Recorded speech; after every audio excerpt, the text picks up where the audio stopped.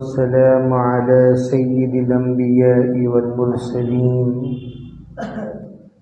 محمد وآله وأصحابه أجمعين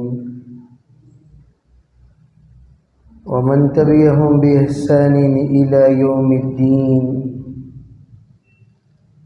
وعلى كل من دعا بدعوته واستنى بسنته واهتدى بهديه إلى يوم الدين أما بعد فأعوذ بالله من الشيطان الرجيم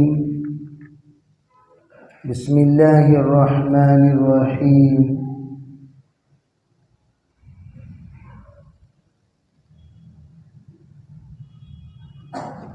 ومكروا ومكر الله واللہ خیر الماکرین۔ محترم معزز بزرگوں، بھائیوں، اللہ جل جلالہ امن والہ کی سنت ہے اللہ تعالیٰ اپنے فرما برداروں کو جزا دیتے ہیں اور اپنے نافرمانوں کو سزا دیتے ہیں، اور یہ اللہ کی سنت ازل کی ہے، ابد تک رہے گی، یعنی ہمیشہ ہمیشہ یہ سنت جاری رہے گی۔ جتنے اللہ کے فرما بردار ہوتے ہیں اللہ ان کے ساتھ خیر کا معاملہ کرتا ہے، جتنے نافرمان ہوں گے اللہ ان کو سزا دے گا۔ اور لوگ ہوشیاریاں کرتے ہیں، یہ سوچتے ہیں کہ اللہ تعالیٰ کو ہم کسی نہ کسی طریقے سے ٹھکا دیں گے، اللہ تعالیٰ کو کوئی دھوکہ نہیں دے سکتا۔ اللہ تو اللہ ہے، اللہ اپنے شان میں اکیلا تنے تنہا ہے، اور اللہ رب العزت بڑی حکمت والے ہیں، کون سا کام کب کس وقت کرنا اللہ تعالیٰ اچھی طرح جانتے ہیں۔ اللہ کے یہاں ایک مقدار ہے، وہ مقدار جس وقت بندوں کے طرف سے حاصل ہو جائے اللہ تعالیٰ کے طرف سے اس مقدار کے مطابق نوازشیں ہونا شروع ہو جائیں گی۔ جس طرح ہم دکانوں کو جاتے ہیں، دکان کو جا کر جو چیز لینا چاہتے ہیں اس کے مطابق آپ کو رقم دینا ہوگا۔ آپ کے پاس رقم تھوڑی کم ہے اور چیز آپ نے بھاری مانگی تو اللہ تعالیٰ نے یہ ترتیب نہیں بنائی کہ کم قیمت میں آپ کو بڑی چیز مل جائے۔ اسی لیے قرآن میں جنت کے سلسلے میں اشترا کا لفظ استعمال ہوا ہے، ان اللہ اشترا من المؤمنین انفسهم واموالهم بان لهم الجنہ۔ علماء کہتے ہیں اللہ نے جنت کے بدلے میں ہر ایک کی جان اور مال خرید لیا، لیکن جان اتنی مقدار پر دینی ہوگی، مال اتنی مقدار پر دینا ہوگا، تب جا کر اللہ کی طرف سے جنت کے فیصلے ہوں گے۔ آپ جان دے رہے ہیں لیکن بہت مختصر، مال بھی دے رہے ہیں لیکن بہت مختصر۔ آپ سے پوچھا گیا ارے ابھی پیسے لاؤ، آپ نے 10 روپے دے کر کہا 100 روپے کی چیز لے کر لیجئے پیسہ، کہا اور کہاں؟ کہنے لگے کہ آپ نے پیسہ مانگا ہم نے پیسہ دیا۔ کہا جی میں نے پیسہ مانگا لیکن میں نے اتنی مقدار کے برابر پیسہ مانگا جتنی مقدار کی چیز میں نے آپ کو دی ہے۔ آپ کو میں نے 100 روپے کی چیز دی ہے، 100 روپے کے برابر آپ مجھے پیسہ دیجئے۔ آپ 100 روپے کی چیز لے کر 10 روپے دے رہے ہیں، یہ کیا طریقہ ہے بھائی؟ 100 روپے کی چیز لے کر آپ 15 روپے دے رہے ہیں، یہ کیا طریقہ ہے؟ اسی طرح اللہ کی مدد بھی کچھ قیمت مانگتی ہے۔ اللہ کی نصرتیں کچھ قیمت مانگتے ہیں، اللہ کی مددیں کچھ مطالبہ کرتے ہیں، بے تم اتنا مطالبہ ہمارا پورا کرو ہم تمہیں عطا کریں گے۔ چنانچہ جس وقت فلسطینیوں کا معاملہ آیا، ذرا توجہ سے اس بات کو سمجھنا، اللہ کے اس مقدار کے مطابق جب انہوں نے قربانیاں دے دی، اس مقدار کے مطابق جب انہوں نے خون بہا دیے، اس مقدار کے مطابق جب انہوں نے جانیں قربان کر دیے، اس مقدار کے مطابق جب انہوں نے اپنے آپ کو تباہ کر لیا، تو جس وقت انبیاء علیہم السلام کے زمانے میں لوگوں نے پوچھا تھا متی نصر اللہ، اے نبی بتائیے اللہ کی مدد کب آئے گی، اللہ کی طرف متوجہ ہوئے انبیاء اور اللہ سے مانگا اور اللہ سے پوچھا اے اللہ تیری مدد کب آئے گی؟ اللہ نے کہا الا بھئی توجہ سے اس بات کو سنو، ان نصر اللہ قریب، بس تم نے جو قربانی دے دی اتنی قربانی دے دی، اور ذرا سا آگے بڑھ جاؤ، اور ذرا سا قربانی دے دو، اور ذرا سا تم اپنے آپ کو آگے بڑھا لیجئے، انشاءاللہ اللہ کہتے ہیں ان قریب اللہ کی مدد اترے گی۔ حالانکہ ہوا کیا زمانے میں، وَزُلْزِلُوا، قدم اکھڑ گئے تھے، حتیٰ یقول الرسول والذین آمنوا معہ، رسول اور ایمان والے سب کہنے لگے متی نصر اللہ، متی نصر اللہ، متی نصر اللہ۔ آپ دیکھ لیجئے فلسطینیوں کے ان ویڈیوز کو جس میں بچہ بچہ دعا کرتا ہوا آپ کو نظر آئے گا، ایک ایک بیوہ دعا کرتے ہوئے، ایک ایک ماں اپنے بچوں کی لاشیں گود میں لٹا کر روتے ہوئے دعا کرتے ہوئے نظر آئے گی، نوجوان بچے ہاتھ کٹے ہوئے، پیر کٹا ہوا، کان کٹا ہوا، سر پھٹا ہوا اللہ سے مانگتے ہوئے آپ کو نظر آئیں گے، بہت عجیب و غریب شکلوں میں، لیکن اللہ سے نا امید ہوئے بغیر اس ملبے پر کھڑے ہو کر، اپنے گھر کے ڈھیر پر کھڑے ہو کر، اپنے تباہ کردہ علاقے میں کھڑے ہو کر، اپنے تباہ کردہ اس بلڈنگ پر کھڑے ہو کر اللہ سے مانگ رہے ہیں۔ کئی تصویریں آپ ایسی بھی دیکھے ہوں گے جس میں معصوم بچوں کی لاشیں پڑی ہوئی ہیں اور وہاں پر ان کی مائیں اللہ کا کلام پڑھ رہی ہیں، قرآن پاک کی تلاوت کر رہی ہیں، اللہ سے التجا کر رہی ہے، خون اچھال کر بچوں کو آسمان کی جانب اٹھا کر اللہ سے مدد مانگتے ہوئے آپ کو وہ منظر نظروں میں گھومتا ہوگا جو میں آپ کے سامنے عرض کرنا چاہتا ہوں۔ یہ تمام قربانیوں کے بعد اللہ نے جو وعدہ کیا نبیوں سے، ان سے بھی کر لیا، اللہ بس ہو گیا وقت ختم، تھوڑا اور تھوڑا اور تھوڑا، ان نصر اللہ قریب، میری مدد آ جائے گی آ جائے گی آ جائے گی۔ اللہ نے اپنی مدد کا کرشمہ بتا دیا۔ برف میں پانی میں آگ لگنا جس طرح ناممکن، برف میں آگ لگنا بھی ناممکن۔ اس وقت امریکہ کا موسم برف کا موسم ہے، برف کا موسم ہے، ہر جگہ پر برف ہی برف، برف ہی برف، برف ہی برف، برف کی بارشیں ہو رہی ہیں، اور وہاں پر آگ لگی، کہاں سے لگی، کیسے لگی، کس طرح لگی، کس سے لگی؟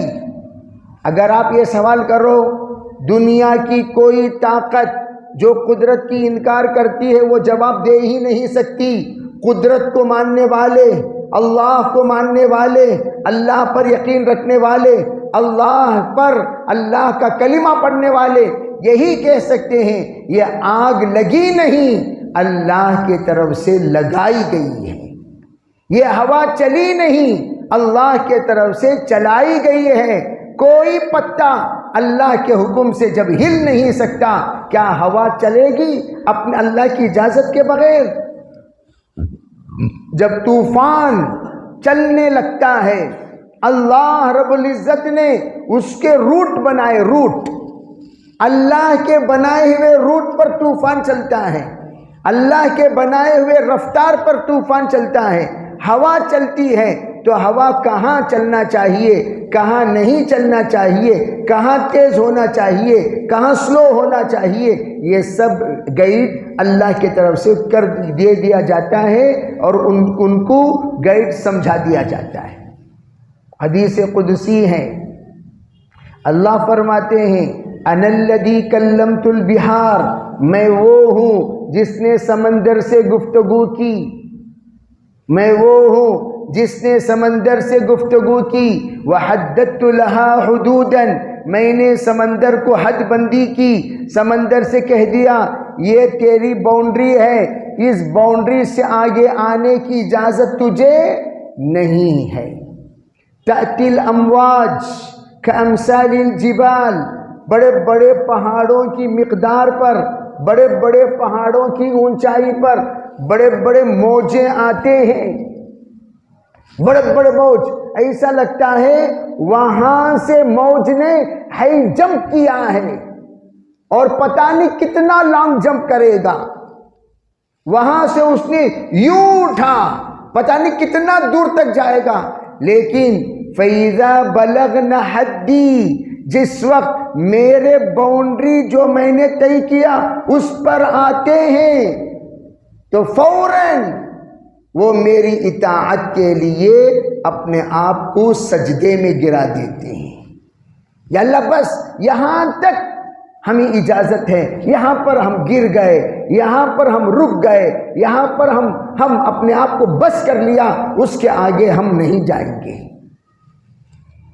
یہ سمندروں نے سمجھ کر اپنی حد متعین کیا، اللہ نے ہواؤں کو حد متعین کیا، اللہ نے درندوں کو حد متعین کیا، جو جانور یہاں وہاں گھوم سکتا ہے کیا وہ شہر کے اندر نہیں آ سکتا؟ اس کے لیے بہترین غذا کی شکل میں انسان ملیں گے، وہ آ سکتا ہے، لیکن اللہ نے کہہ دیا شیر تجھے جب اجازت ملے گی تب تو جانا، ورنہ نہیں۔ بھئی تجھے بھی تمام درندوں کے بھی اللہ نے حد بندی کی، تمام پرندوں کی بھی اللہ نے حد بندی کی۔ تمام پرندے آزاد نہیں ہیں، جہاں چاہے اٹھ کر چلے جائیں، مخصوص دنوں میں ویزا لیتے ہیں، ہم ہندوستان جائیں، ان کو اجازت ملتی ہے جاؤ، ان دنوں میں آتے ہندوستان، مخصوص مقامات پہ ان کا رکنا ہوتا ہے، ٹکنا ہوتا ہے، جب رک کر ٹک کر ان کا وقت مکمل ہو گیا، ویزا کی میعاد مکمل ہو گئی، اب واپس چلے جاتے ہیں۔ جا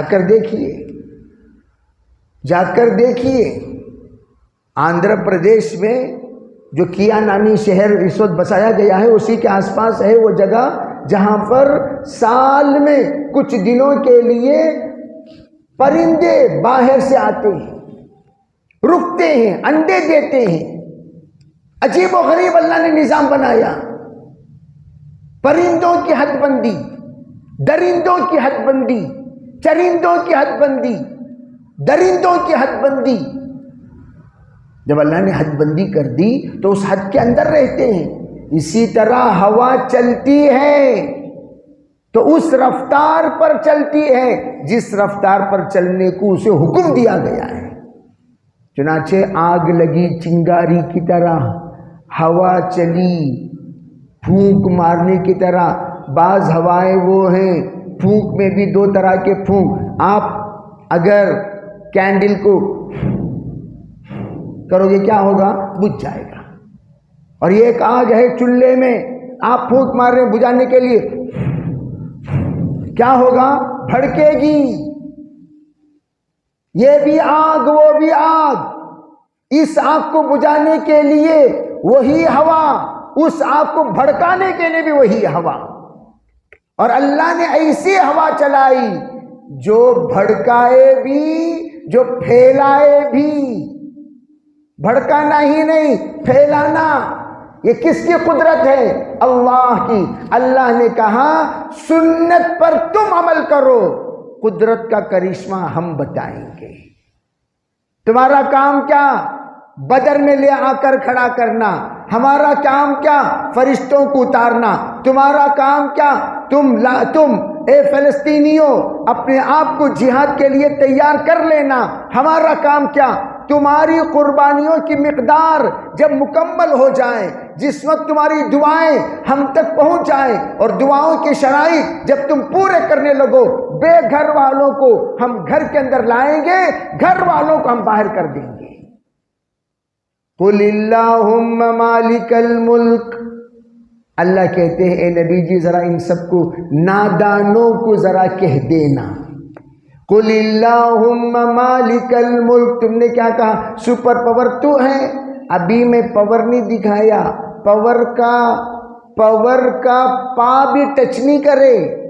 تمہاری چڈیاں ڈھیلی ہو گئی، تمہارے پینٹ ڈھیلے ہو گئے، تمہاری نیندیں حرام ہو گئی. تم بھاگ کر آئے صلح کے لیے، تم سمجھ گئے، تمہارے دماغ نے اس کو ٹھکانے پہ لگا دیا. اور غرور مت کر، اور غرور مت کر، اور غرور مت کر. دیکھ لے نمرود کی حالت، دیکھ لے حامان کی حالت، دیکھ لے شداد کی حالت، دیکھ لے فرعون کی حالت. اور بڑا فرعون مت بن ورنہ جوتے اور کھائے گا. 3 چیزوں پر، اکنامی پر، میڈیا پر، اپنے ملٹری پر جو غرور تھا، اللہ نے تینوں غرور کو توڑ دیا. توڑنے والی ذات کس کی ہے بھائی بولو؟ اللہ. اس لیے کہتے ہیں اللہ سے پنگا مت لو، اللہ سے کبھی نہیں. سود کھانے والے، سود لینے والے، سود دینے والے وہ اللہ سے پنگا لیتے ہیں، اللہ سے. اللہ حفاظت فرمائے. قُلِ اللَّهُمَّ مَا. اللہ تعالیٰ فرماتے ہیں ہم کرتے ہیں. اوپر بٹھانا، اوپر سے نیچے اتارنا وہ ہم کرتے ہیں. اس لیے اس وقت جو کچھ ہم نے دیکھا ہے، سنا ہے اور دیکھ رہے ہیں، سن رہے ہیں، یہ سب اب بہت ساروں کو یہ وسوسہ تھا کیا بھئی اتنا ہو رہا نا، اللہ کیا بھی نہیں کر رہا نا، اتنا ہو رہا نا، اللہ کیا بھی نہیں کر رہا نا، اتنا ہو رہا نا، اللہ کیا بھی نہیں کر رہا نا. کیا کہ انہوں لوگوں بہت کچھ کرے سکا، انہوں لوگوں بہت کچھ کرے سکا. کیا کرے؟ نمازیاں جتنے تھے اتنے چھین، سچے جتنے تھے اتنے چھین، امانتدار جتنے تھے اتنے چھین، دیانتدار جتنے تھے اتنے چھین. اور چکریاں جتنے تھے اس سے بڑھ گئے، حرام خوراں بڑھ گئے، بے نمازیاں بڑھ گئے، اللہ کے احکام کو توڑنے والے بڑھ گئے، سنتوں کو پامال کرنے والے بڑھ گئے، غیر اللہ کی پوجا کرنے والے. یہ ایک جھنڈا تھا، 2 ہوا، 2 سے 3 ہوا، 3 سے 4 ہوا، 4 سے 5 ہوا. اس وقت ہمارے آزو بازو 6 جھنڈے موجود ہیں. 6 جھنڈے. کتنے جھنڈے؟ کتنے جھنڈے؟ 6 جھنڈے. 6 نمبر پر جب عمل چھوڑو گے 6 جھنڈوں کو تھامنا پڑے گا. اب 6 جھنڈے پڑے ہوئے ہیں. جھنڈوں کا طواف. کس کا طواف؟ جا کر دیکھو جمعرات کے دن کیا ہنگامہ ہوتا ہے جھنڈوں کے پاس. جھنڈوں کو سجدہ، جھنڈوں کو منتیں، جھنڈوں کو پھول، جھنڈوں کو مٹھائی، جھنڈوں کو اودھ بتی، جھنڈوں کو کپڑے. اللہ ناراض نہیں ہوں گے تو اور کیا ہوں گے بھائی؟ اس لیے ان تمام کو چھوڑو. ورنہ جس وقت زلزلہ آیا تب بھی کہا تھا میں نے، گجرات کا زلزلہ کیا کرناٹک میں نہیں آ سکتا؟ اور اس وقت کے حامان و شداد ہندوستان کا سن، اگر تو نے اس آگ پر توبہ نہیں کی، امریکہ جو تیرا باپ ہے، تیرا سرپرست ہے، تیرا سب کچھ ہے، تیرا مشیر کار ہے، جس کو تو نے اپنی زندگی کا امیر مانا ہے، جس کو تو نے اپنا فیصل مانا ہے، اس نے گھٹنا ٹیک دیا. تو جیسے چڈی کو گھٹنا ٹکانا کتنی دیر کی بات اللہ کو. لیکن ہر جگہ پر کچھ مظلوم مسلمان ہیں کہ نہیں ہیں؟ بولو بھائی، ارے ہیں کہ نہیں ہیں؟ ان کی برکت سے حرام خوراں بچ جا رہی. ان کی برکت سے کون بچ جا رہی؟ بولو، حرام خوراں بچ جا رہی. اذان کی برکت سے بچ جا رہی. اذان جہاں ہوتی ہے وہاں آگ نہیں لگتی. اذان جہاں ہوتی ہے وہاں عذاب نہیں اترتا. اذان جہاں ہوتی ہے وہاں زلزلہ نہیں آتا. اذان جہاں ہوتی ہے وہاں پر اللہ کا عذاب لوٹ جاتا ہے. اتنی بڑی فضیلت اذان کی، اب تم اذانوں کو روک رہے ہو، اس کا مطلب کیا؟ اللہ کے عذاب کو دعوت دے رہے ہو. پورے امریکہ میں اذان نہیں، پورے آسٹریلیا میں اذان نہیں. اذان ہوتی ہے مسجد کے اندر، باہر نہیں، کہیں نہیں. پورے یورپ ملک میں اذان نہیں، الا ماشاءاللہ کہیں کہیں لندن میں کہیں کہیں اذان، پیرس میں کہیں کہیں اذان، انگلینڈ میں کہیں کہیں اذان، ورنہ وہاں کے مساجد میں کیا نہیں. ایک نے کہا حضرت یہ پریشانی ہے، یہ پریشانی ہے، یہ پریشانی ہے، یہ پریشانی ہے. میں نے کہا اگر مسجد میں اذان نہ ہو کوئی بات نہیں، تم اپنے اپنے گھروں میں اذان دو. بھائی کیا کرو؟ اپنے اپنے گھروں میں اذان دو. اپنے گھروں میں اذان دو گے اپنا گھر اللہ کے عذاب سے بچ جائے گا. چنانچہ آپ کو یوٹیوب میں وہ ویڈیو بھی ملے گی جو اذان پر آگ بجھ گئی. اذان پر کیا بجھ گئی؟ بولو بھائی، آگ بجھ گئی. اذان دیا آگ بجھ گئی، اذان دیا آگ لوٹ گئی، اذان دیا طوفان کو اللہ نے روک دیا، اذان دیا سیلاب رک گیا. اللہ کا عذاب رک جاتے ہیں اذان کی برکت سے. اذان کو کوئی معمولی چیز نہ سمجھو. اللہ ہمیں سمجھنے کی توفیق عطا فرمائے.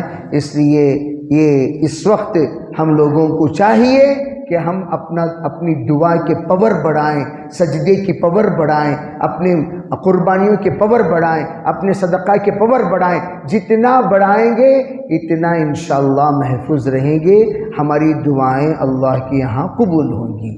لک الحمد لک الشکر. اللہم صلی علی سیدنا محمد وعلى آل سيدنا محمد وبارك وسلم. اللهم تقبل منا ما كان صالحا وأصلحنا ما كان فاسدا. اللهم فقهنا في الدين وعلمنا القرآن الحكيم برحمتك يا أرحم الراحمين.